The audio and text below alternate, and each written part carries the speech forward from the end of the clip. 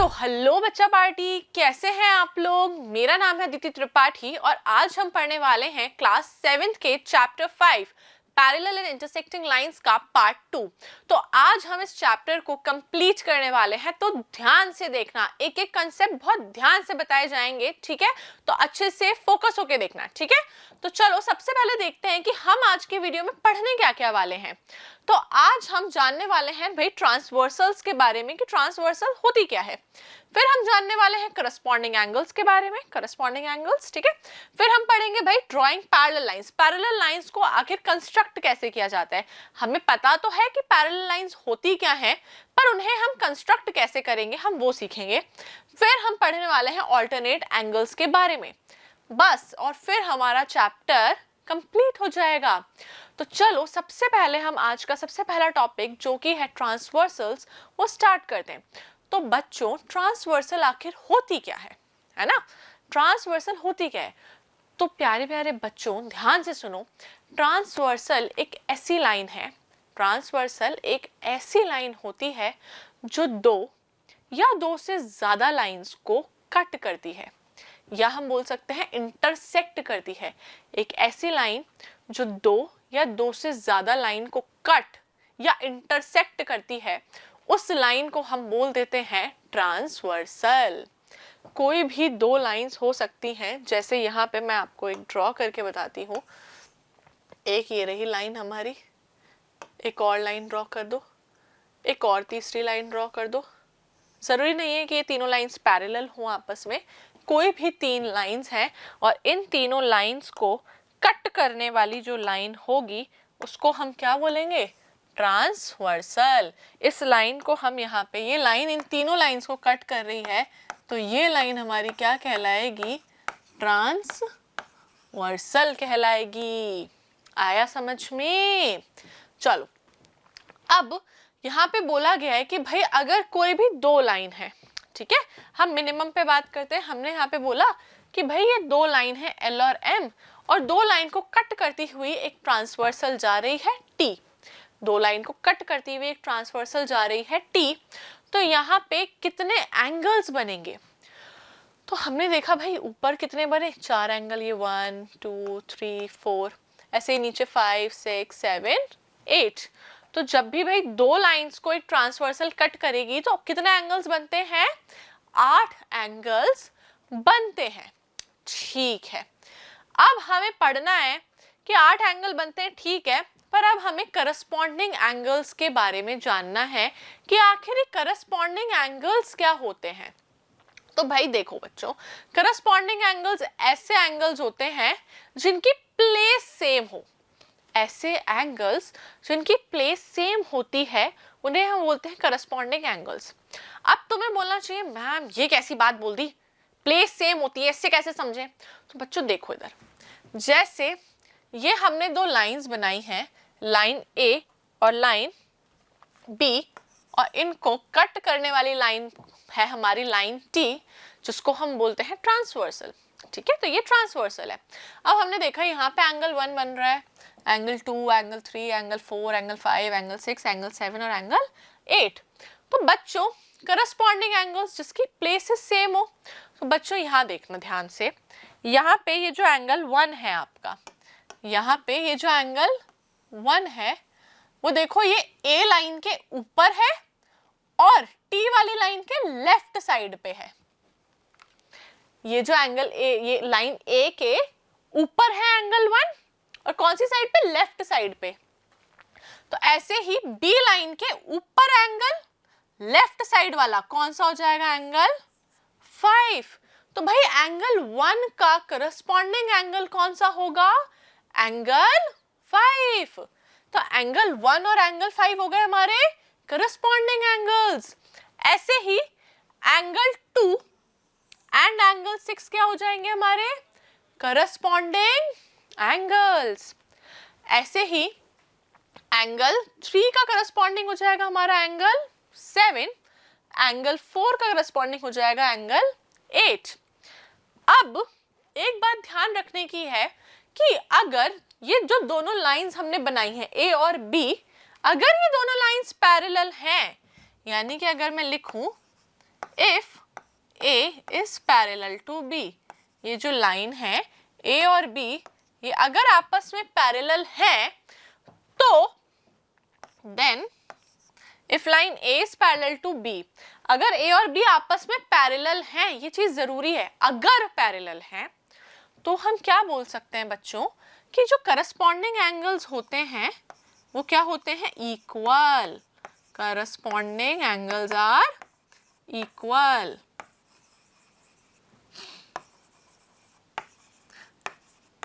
Corresponding angles कब equal होते हैं, जब लाइंस पैरेलल हो। अगर लाइंस पैरेलल नहीं है तो करस्पॉन्डिंग एंगल्स भी इक्वल नहीं होंगे। ठीक है, तो भाई लाइंस पैरेलल है या नहीं ये पता लगाने का भी ये तरीका होता है। अगर करस्पॉन्डिंग एंगल्स इक्वल आ रहे हैं तो बोल दो लाइंस पैरेलल है, अगर करस्पॉन्डिंग एंगल्स इक्वल नहीं आ रहे तो भाई लाइंस पैरेलल नहीं है, सीधी सी बात है।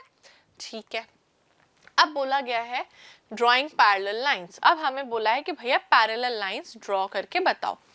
अब बोला है can you draw parallel lines using a ruler and a set square.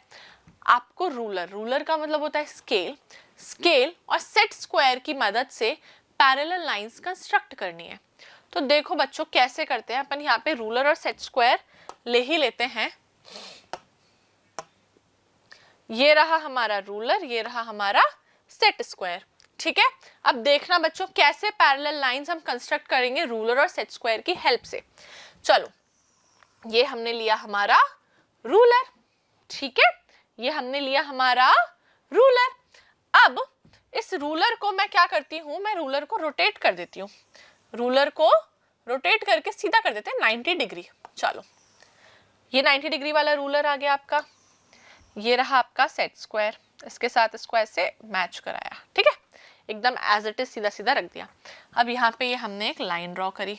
ठीक है मैम, कर दी। अब बेटा कुछ नहीं, रूलर को तो एज इट इज रखना है, सेट स्क्वायर को थोड़ा सा नीचे ले आओ, सेट स्क्वायर को वहीं थोड़ा सा नीचे ले आओ। अब ये सेट स्क्वायर नीचे आ गया, अब यहाँ पे फिर लाइन ड्रॉ कर दो। तो अब ये जो दोनों लाइंस बनी है आपकी, ये दोनों लाइंस आपस में क्या बनी है, पैरेलल बनी है। ये दोनों लाइंस आपस में पैरेलल बन गई। कुछ नहीं किया, हमने रूलर को सीधा सीधा रखा, रूलर से अड़ा के सेट स्क्वायर को रखा। अब सेट स्क्वायर को पहले एक ऊपर लाइन खींच दी, फिर सेट स्क्वायर को थोड़ा सा नीचे लाया और फिर वहां लाइन खींच दी। ठीक है मैम, समझ आया। अब आगे देखो, यहाँ पे बोला गया है can you draw parallel line to L. एक ऐसी लाइन जो कि एल के पैरेलल हो, that goes through point A, और पॉइंट ए से पास होती हो।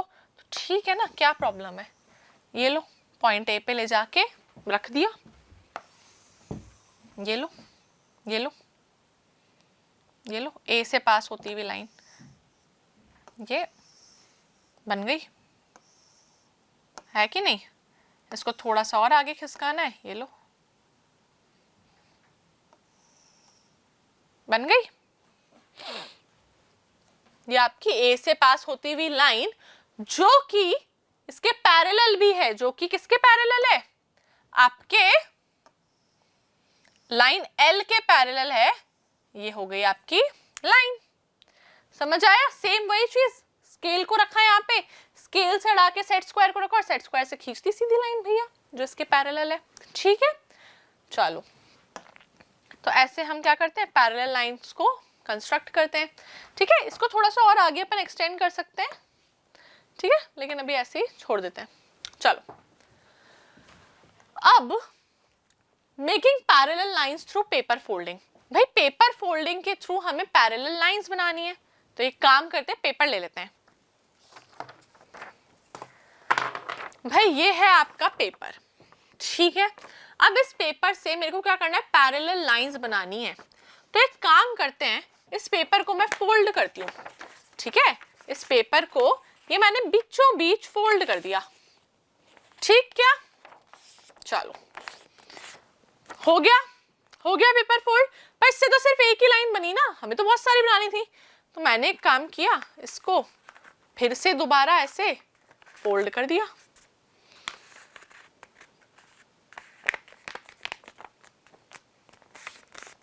हो गया फोल्ड, हो गया। चलो अब एक काम करते हैं, अब इसको ओपन करते हैं।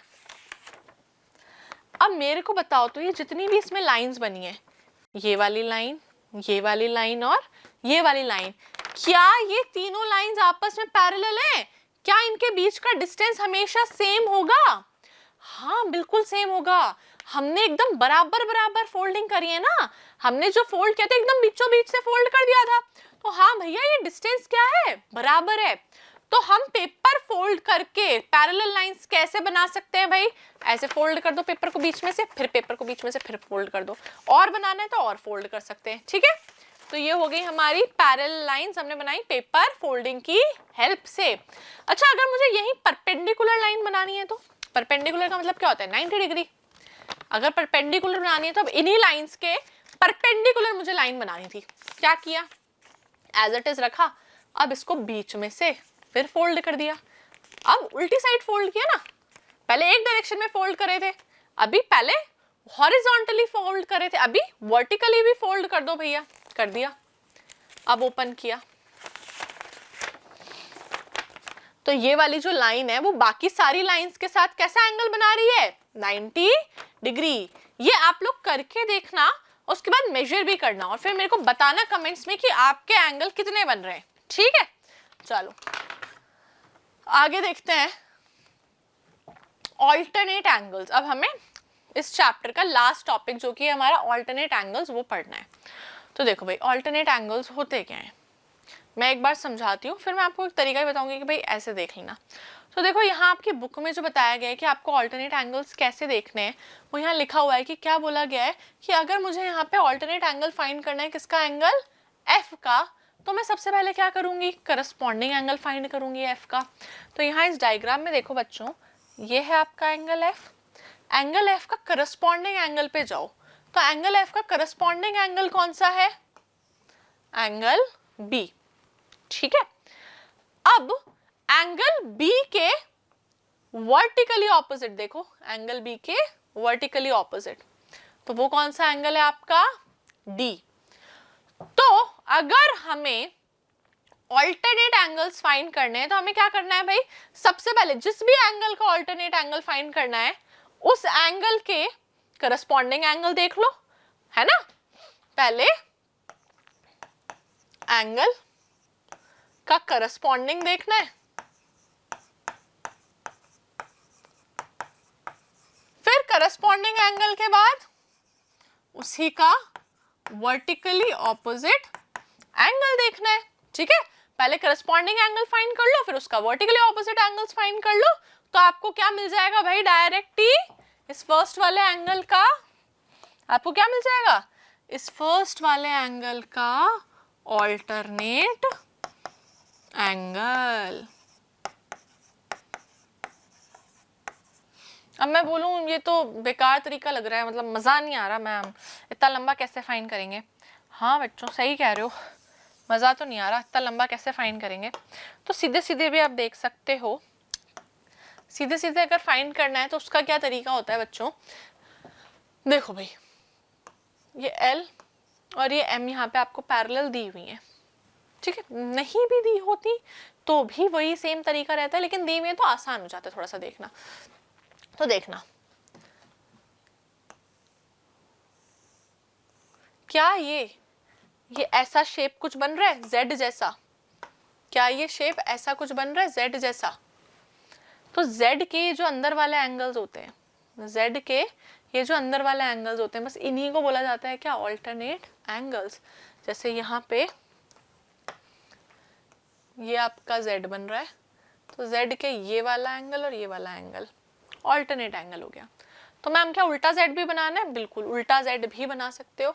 ये लो, ये उल्टा Z बना दिया, और उल्टा Z बनाया तो ये एंगल इसके बराबर हो जाएगा, ठीक है। ऐसे ही ये ऑपोजिट बाहर वाले एंगल्स के लिए भी सेम ही चीज होती है, ठीक है।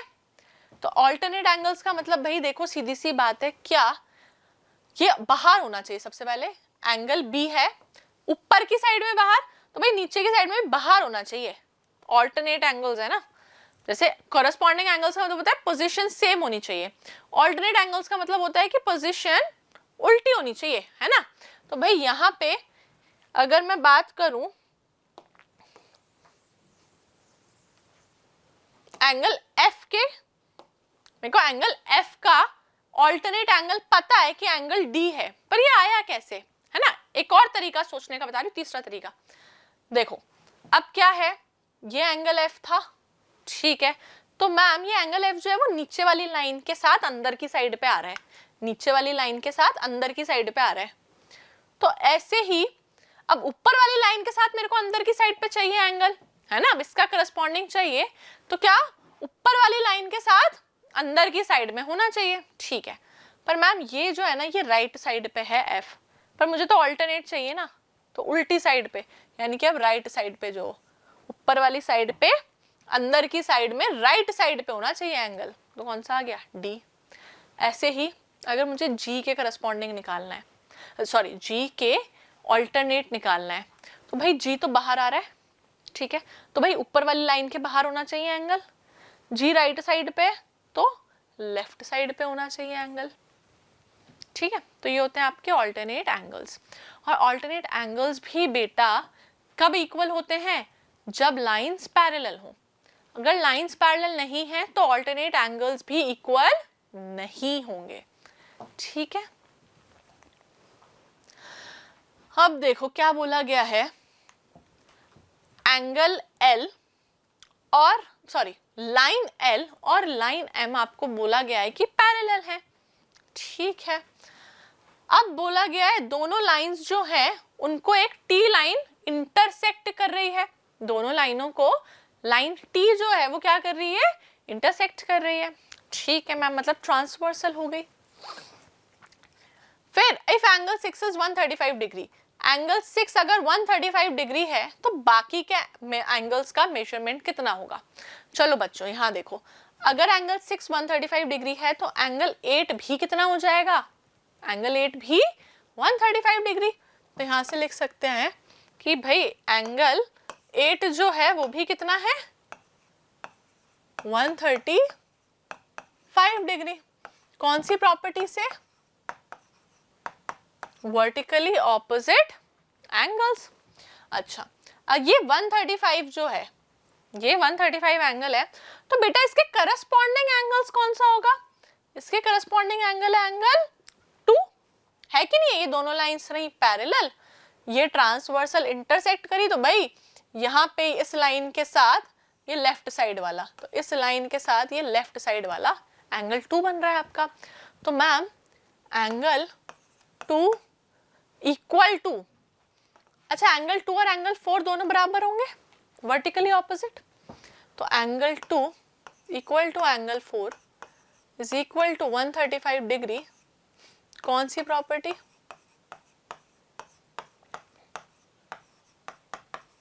करस्पॉन्डिंग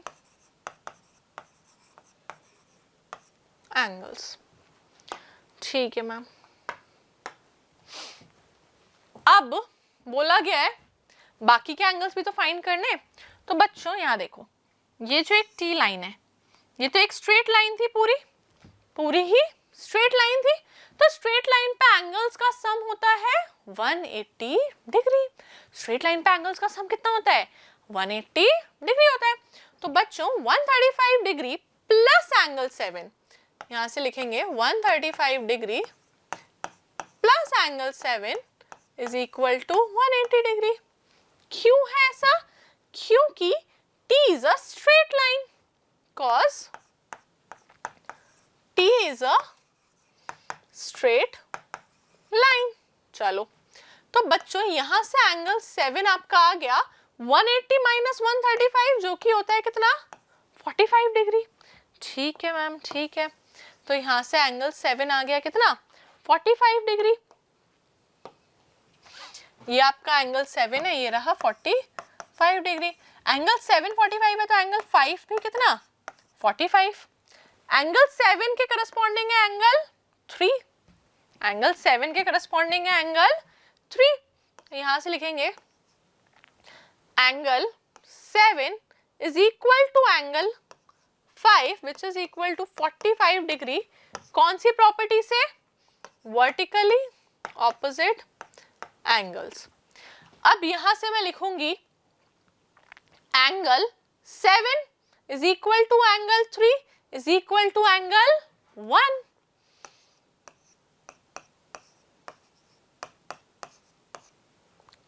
है ना, एंगल 7 जो है लाइन एम के कौन सी साइड पे, राइट साइड पे, लाइन एल के भी राइट साइड पे एंगल 3, तो एंगल 7 बराबर होना चाहिए किसके, एंगल 3 के।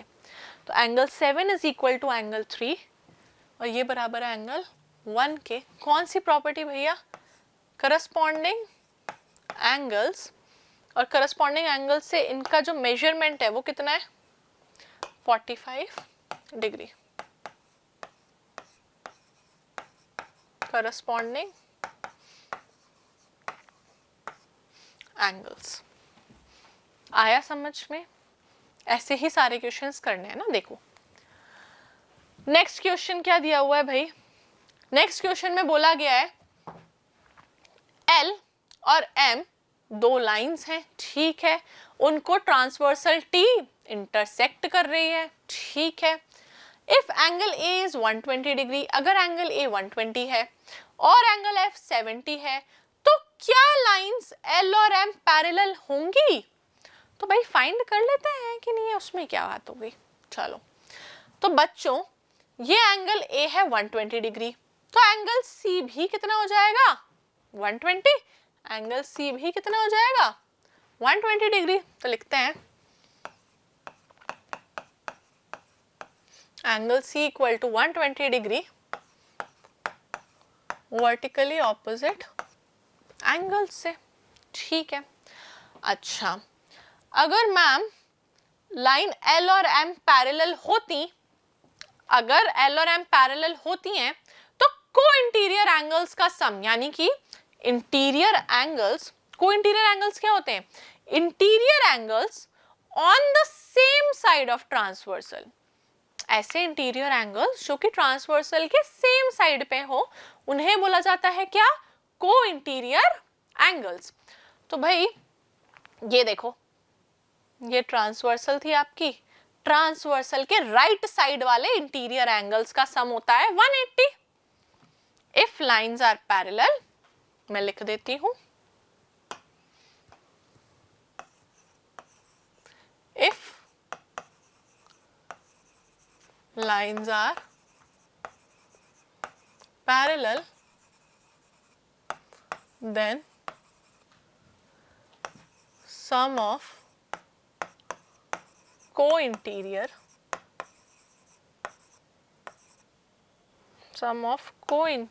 angles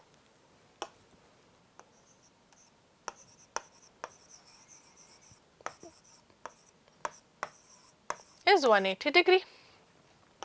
तो बच्चों यहाँ पे चेक कर लेते हैं एक बार को इंटीरियर एंगल्स का सम, है ना। Here angle C plus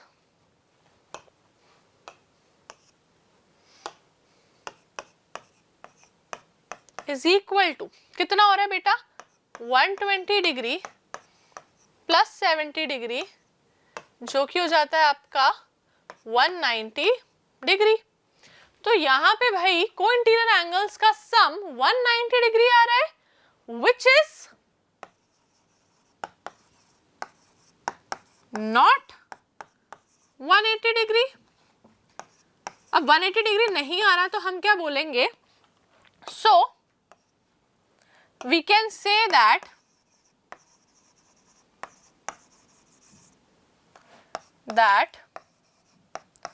lines are not parallel। बस इतनी सी बात है, ठीक है। चलो आगे देखो, in the figure parallel lines L and M are intersected. अब बोल दिया, अब बताया गया है इस क्वेश्चन में क्या हुआ बेटा, बता दिया गया है कि भाई लाइंस जो है वो क्या है, पैरेलल है, ठीक है। Intersected by transversal T, if angle 3 is 50 degree, what is the measure of angle 6? अगर एंगल 3 50 डिग्री है तो एंगल 6 का मेजरमेंट कितना होगा। तो अभी बताया है कि अगर लाइंस पैरेलल होती हैं तो को इंटीरियर एंगल्स का सम होता है 180 डिग्री। तो बेटा डायरेक्ट लिख दो, hair L is parallel to M. So angle 3 plus angle 6 is equal to 180 degree. तो बच्चों एंगल 3 की जगह डालेंगे क्या 50 degree plus angle 6 is equal to 180 degree. तो angle 6 is equal to 130 degree. कितना आ रहा है आपका यहाँ पे एंगल 6? एंगल 6 आपका आ रहा है 130 डिग्री। ठीक है, चलो आया ना समझ में? को इंटीरियर एंगल्स क्या होते हैं समझ आ गया ना? को इंटीरियर एंगल्स का मतलब ऐसे एंगल्स जो कि ट्रांसवर्सल की सेम साइड पे हो। इंटीरियर मतलब तो अंदर, अंदर की साइड में, ट्रांसवर्सल की सेम साइड पे हो। ठीक है,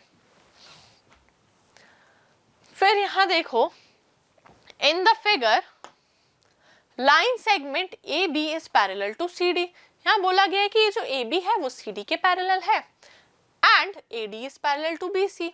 और ये जो ए डी है वो किसके पैरेलल है? बी सी के पैरेलल है। ए डी किसके पैरेलल है? बी सी के पैरेलल है। तो बेटा तुम्हें दिख रहा होगा कि ये जो फिगर है जिसमें ऑपोजिट साइड्स पैरेलल हैं वो क्या होता है? पैरेललोग्राम होता है। ऐसा फिगर जिसमें ऑपोजिट साइड्स पैरेलल होती हैं उसको क्या बोलते हैं? पैरेललोग्राम बोलते हैं। ठीक है, चलो उसके आगे देखो, एंगल DAC इज 65 डिग्री। अब ये जो एंगल है आपको DAC ये 65 डिग्री दिया हुआ है and angle ADC is 60 degree. Angle ADC 60 degree दिया हुआ है। तो बेटा आपको कौन कौन सा एंगल फाइंड कर रहे हैं? एंगल CAB, एंगल CAB इसको बोल देते हैं X। Angle ABC, angle ABC इसको बोल देते हैं Y। And angle BCD, angle BCD and ये पूरा एंगल इसको बोल देते हैं Z। ठीक है, समझे? चलो अब बेटा देखो, AD is parallel to BC। AD ये देखो, ये वाली लाइन और ये वाली लाइन पैरेलल है।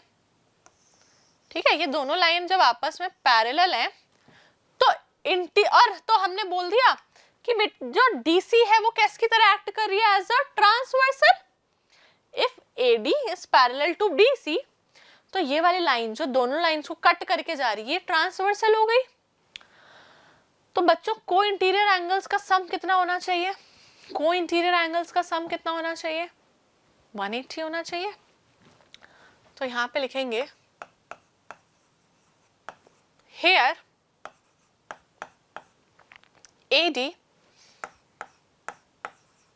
is parallel to BC।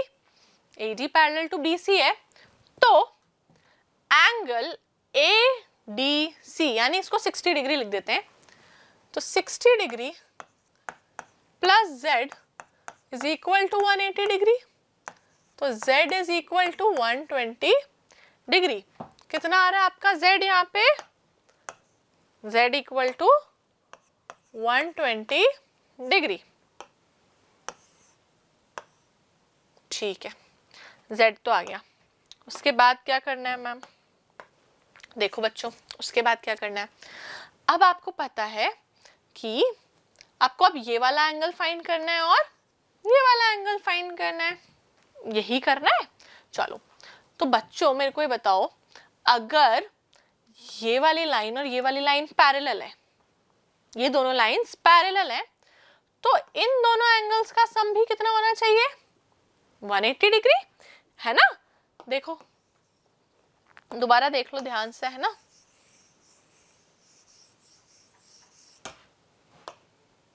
अब मैं क्या बोल रही हूँ? अब मैं बोल रही हूँ कि ये वाली लाइन और ये वाली लाइन क्या है? पैरेलल है।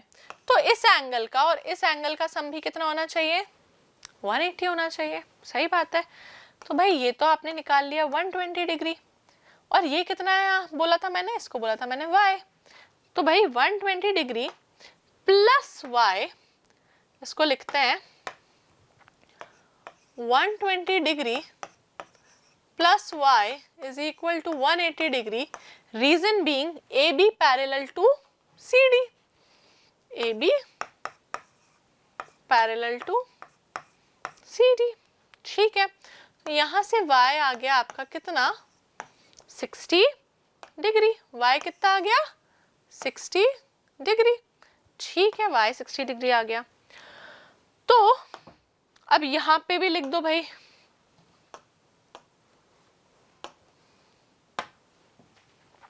इस y को भी मैंने लिख दिया, कितना है 60 डिग्री है. ठीक है, अब सिर्फ फाइंड करना बच रहा है ये x. ठीक है, ये x ही फाइंड करना बच रहा है.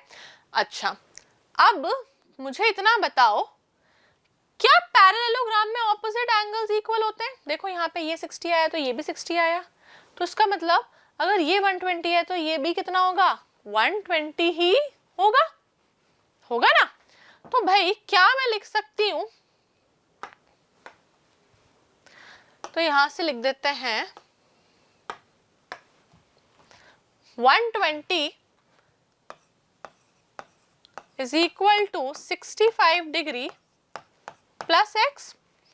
ये पूरा 120 है, ये इसके बराबर होना चाहिए, 65 प्लस x के बराबर होना चाहिए. तो भाई यहां से कितना आ रहा है x आपका 120 माइनस 65, जो कि कितना होता है 55 डिग्री. तो x की वैल्यू कितनी आ गई 55 डिग्री आ गई. ठीक है, चलो यही फाइंड करना था, x y z तीनों आ गए. चलो नेक्स्ट देखो. नेक्स्ट अब आपकी एक्सरसाइज स्टार्ट हो रही है. ठीक है, तो मैं एक्सरसाइज में कुछ कुछ क्वेश्चंस कराती हूँ, बाकी फिर आपको करने हैं, ताकि आप खुद से ट्राई करोगे तो आपको ज्यादा बेटर आ पाएगा. ठीक है, तो चलो स्टार्ट करते हैं फर्स्ट वाले क्वेश्चन से. तो आपका सबसे फर्स्ट जो क्वेश्चन है, देखो यहाँ पे आपको एंगल ए फाइंड करना है. ठीक है, अच्छा अब यहाँ पे देखो बच्चों, आपको ये जो सिंबल दिया हुआ है एरो, इसका मतलब मैंने बताया था कि इसका मतलब होता है कि ये दोनों लाइंस पैरेलल है. अब दोनों लाइंस पैरेलल हैं, तो मैंने बताया था z अगर बन रहा है, बताया था ना अभी कि अगर ये z बन रहा है तो ये z के जो अंदर वाले एंगल्स होते हैं वो कैसे होते हैं इक्वल होते हैं. और सिमिलरली अगर ऐसे उल्टा z भी बन रहा है तो भी अंदर वाले एंगल्स इक्वल होते हैं. कब इक्वल होते हैं? जब लाइंस पैरेलल होती हैं. तो यहाँ पे आपको लाइंस पैरेलल दी हुई हैं, तो बच्चों z बन रहा है, तो अगर ये एंगल 48 है तो एंगल ए भी कितना हो जाएगा 48 डिग्री. सही है ना. चलो यहाँ देखो ये बी वाला, भाई फिर से ये देख लो, इसमें भी क्या है z बन रहा है, तो ये 52 डिग्री है तो बी भी कितना हो जाएगा 52 डिग्री हो जाएगा. यहाँ पे देखो सी में फिर से ये z बन रहा है, ये 81 है तो सी भी कितना हो जाएगा 81 डिग्री. चलो ये देखो ये z बन रहा है, तो अगर ये 99 डिग्री है तो एंगल डी भी कितना हो जाएगा 99 डिग्री हो जाएगा. नेक्स्ट ई वाला देखते हैं. ई में देखो भाई ये एंगल 69 डिग्री है तो ये भी कितना 69 डिग्री. भाई सब में यहाँ तो ऑलमोस्ट एक ही प्रॉपर्टी लगे जा रही है, क्या करना है ना. यहाँ पे देख लो भाई दोनों लाइंस पैरेलल हैं, को इंटीरियर एंगल्स दिए हुए हैं, ट्रांसवर्सल की सेम साइड पे एंगल दिए हुए हैं, तो को इंटीरियर एंगल्स आपके लगाओ, यानी कि 132 degree plus F is equal to 180 degree. तो भाई एफ की वैल्यू कितनी आ जाएगी 48 डिग्रीज. 180 में से 132 माइनस करेंगे तो कितना आएगा 48 आएगा.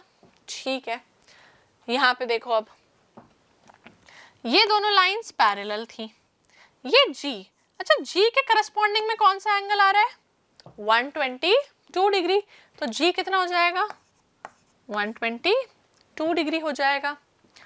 यहाँ देखो ये H,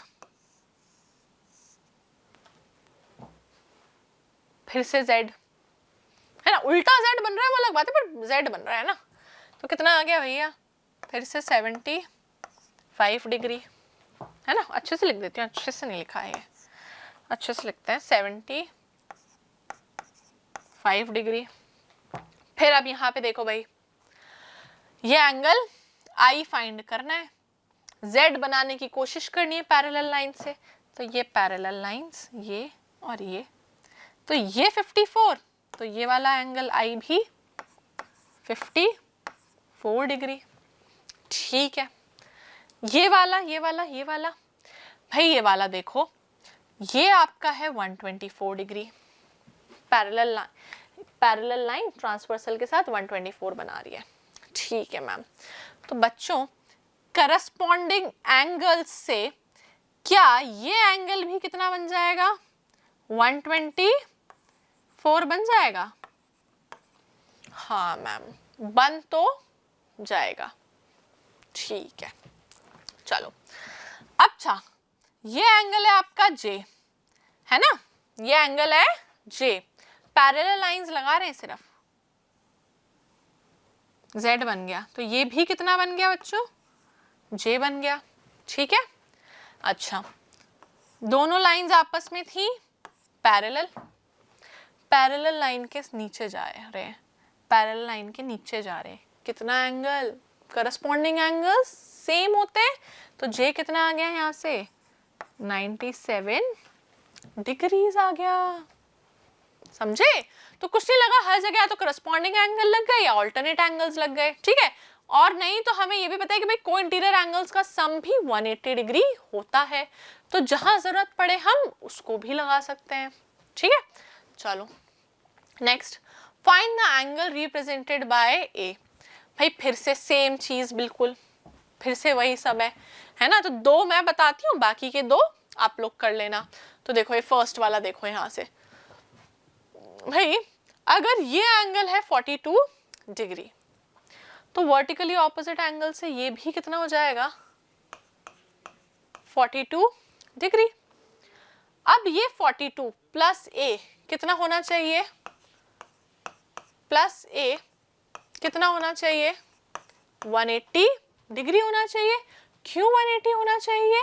क्यों 180 होना चाहिए? भाई को इंटीरियर एंगल्स का सम है। ठीक है, तो यहां से ए की वैल्यू कितनी आ गई? 138 डिग्रीज आ गई। ठीक है, नेक्स्ट देखो भाई, अच्छा ये एंगल 62 है, तो z बनाओ,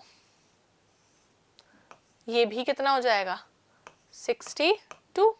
ये 62 है, तो ये वाला एंगल भी करस्पॉन्डिंग एंगल से 62 plus A, 62 degree plus A degree is equal to 180 degree. तो यहां से भाई ए की वैल्यू कितनी आ गई? 118 डिग्री आ गई, है ना। 62 डिग्री प्लस का था, उधर जाएगा माइनस का हो जाएगा, तो कितना आ जाएगा? 118 डिग्रीज आ जाएगा। ठीक है, सी और डी अभी खुद से करना है, खुद को ट्राई करना है। ठीक है, चलो आगे थर्ड वाला, in the figure below what angles do X and Y stand for. चलो देखो भैया, अब ना इसमें थोड़ी सी गलती दी हुई है। क्या गलती है कि यहाँ आपकी बुक में इतना सा एंगल बताया, पूरा एंगल बोल दिया 65 है, लेकिन पूरा एंगल 65 नहीं होगा, सिर्फ ये लाइन तक, ये एंगल है आपका 65 सिर्फ। ठीक है, और ये जो बाकी का बचा हुआ है ये बोला गया, ये है आपका x। क्यों? ये x था, तो ये वर्टिकली ऑपोजिट इसके सामने वाला ये भी x हो गया, तो ये मैंने लिख दिया। ठीक है, चलो ये एंगल 90 डिग्री था, ये दोनों लाइंस पैरेलल थी, दो पैरेलल लाइंस को एक लाइन कट कर रही थी, तो इस ट्रांसवर्सल ने ऊपर वाली लाइन के साथ 90 डिग्री बनाया, तो नीचे वाली लाइन के साथ भी तो 90 डिग्री ही बनाएगी। यानी कि मैम ये जो 65 डिग्री प्लस x है, क्या ये 90 डिग्री के बराबर होगा? हाँ बच्चा, बिल्कुल होगा। तो x की वैल्यू कितनी आ जाएगी? यहाँ से 25 डिग्री आ जाएगी। ठीक है मैम, x की तो निकाल ली, 25 डिग्री आ गई। मैम y की भी तो बता दो कितनी आएगी। बेटा बिल्कुल y की देखो कैसे निकालेंगे। अब आपको ये पता है ये 65 था, ये 65 था, ये भी 90 होगा, स्ट्रेट लाइन है तो ऊपर वाला एंगल 90, नीचे वाला भी 90 होगा, तभी तो 180 बनता है। ठीक है ना। और ये वाला एंगल आपको नहीं पता, ठीक है, मान के चलो नहीं पता। फिर अब देखना, ये तो इसके बराबर आ रहा है मैम, और ये तो हमें पता था x है, तो ये भी कितना हो जाएगा, x हो जाएगा। ठीक है, तो मैम ये जो स्ट्रेट लाइन बन रही है इस पे एंगल बन रहा है x plus Y, ma'am x plus Y का सम होना चाहिए 180 क्योंकि स्ट्रेट लाइन है। तो x plus Y is equal to 180 degree. तो मैम x की वैल्यू पता है 25 degree plus y is equal to 180 degree. तो मैम y की वैल्यू क्या यहाँ से 155 डिग्री आ गई? क्या यहाँ से y की वैल्यू 155 डिग्री आ गई?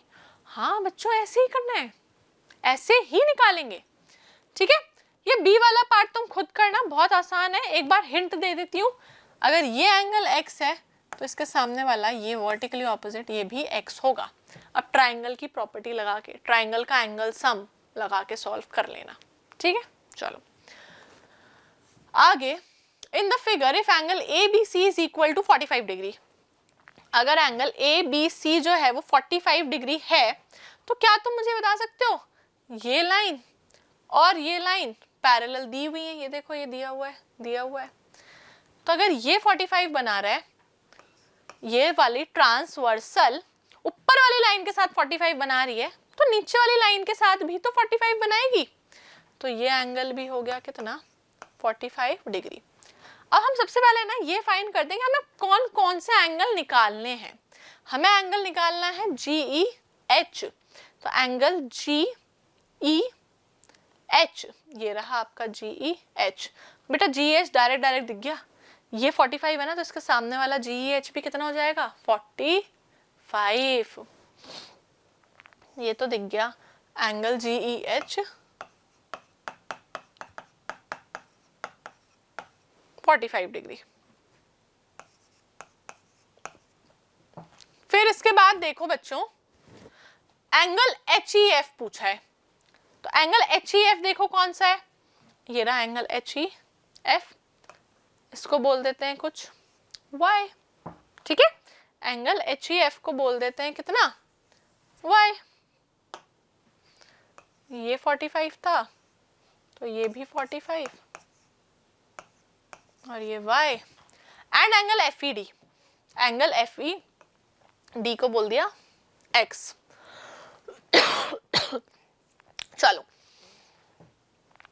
अब ये वाली लाइन ट्रांसवर्सल है, इसने ऊपर वाली लाइन के साथ 78 डिग्री बनाया, तो ये नीचे वाली लाइन के साथ भी कितना बनाएगी 78 डिग्री। अब ये जो लाइन है JF, ये एक स्ट्रेट लाइन है, JF is a straight line। Sorry, तो JF जो आपकी स्ट्रेट लाइन है उसमें देखो 78 degree plus 45 degree plus y, तीनों का सम कितना होना चाहिए 180 होना चाहिए। तो भाई 78 degree plus 45 degree plus y is equal to 180 degree. तो भाई 78 प्लस 45 कितना होता है 123 degree plus y is 180 degree. यहां से y की वैल्यू कितनी आ गई आपकी 57 डिग्री आ गई। ठीक है, तो मैम y 57 हो गया, ये रहा y, ये 57 है, x की बता दो। बेटा ये भी एक स्ट्रेट लाइन है, अगर ये एक स्ट्रेट लाइन है तो 45 प्लस y प्लस x है ना। अच्छा उसकी भी जरूरत ही नहीं है, उसकी भी जरूरत नहीं है, ये सामने वाला 78 है ना, तो इसके सामने वर्टिकली ऑपोजिट x भी 78, तो x is equal to 78 degree vertically opposite angles. ठीक है, आया समझ में? नहीं समझ आया तो उसको दोबारा पीछे जाके ढंग से देखना, ठीक है?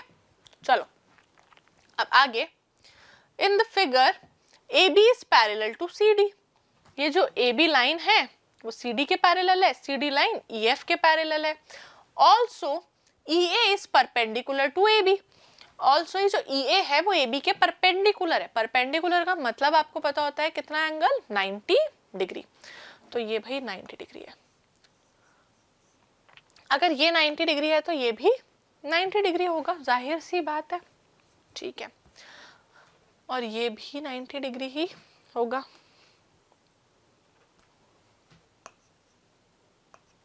ठीक है, फिर बोला गया है angle BEF is 55 degree. BEF दे दिया 55।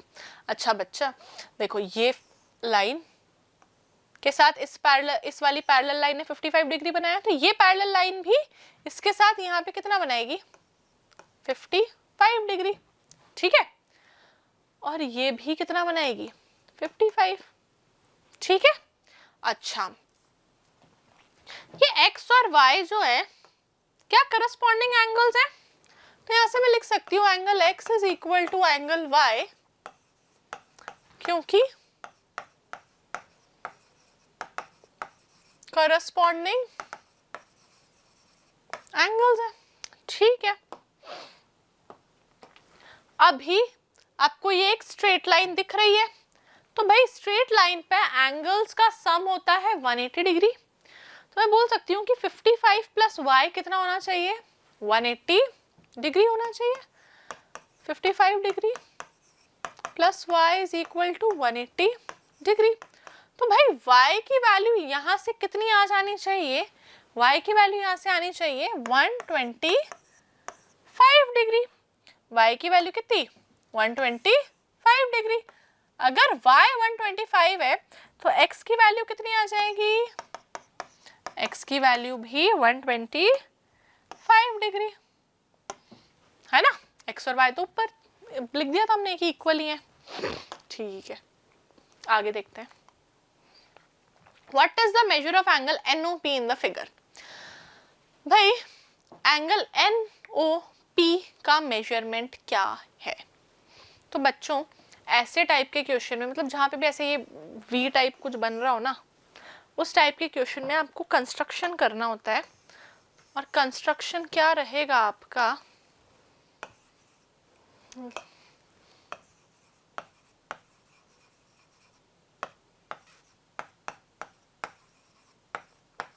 कंस्ट्रक्शन क्या रहेगा, draw a line parallel to LM from N and O।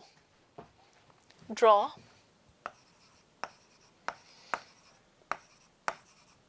a line parallel to LM from N and O। भाई N पॉइंट पे एक पैरेलल लाइन बना दो, O पॉइंट पे एक पैरेलल लाइन बना दो, ठीक है? बन गई। अब बेटा ऑल्टरनेट एंगल्स का कंसेप्ट लगाते जाओ, बस कुछ नहीं करना, ऑल्टरनेट एंगल का कंसेप्ट लगाना है। ध्यान से देखना,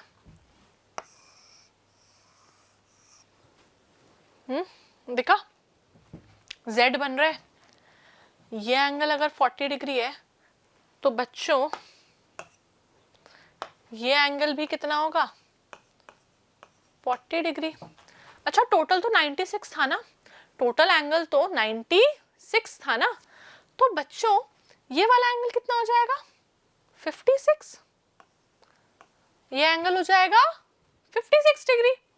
अच्छा अगर ये बेटा 56 है तो यहां से फिर से ये Z बनाना, जरा यहाँ पे फिर से एक बार Z बनाना, तो जरा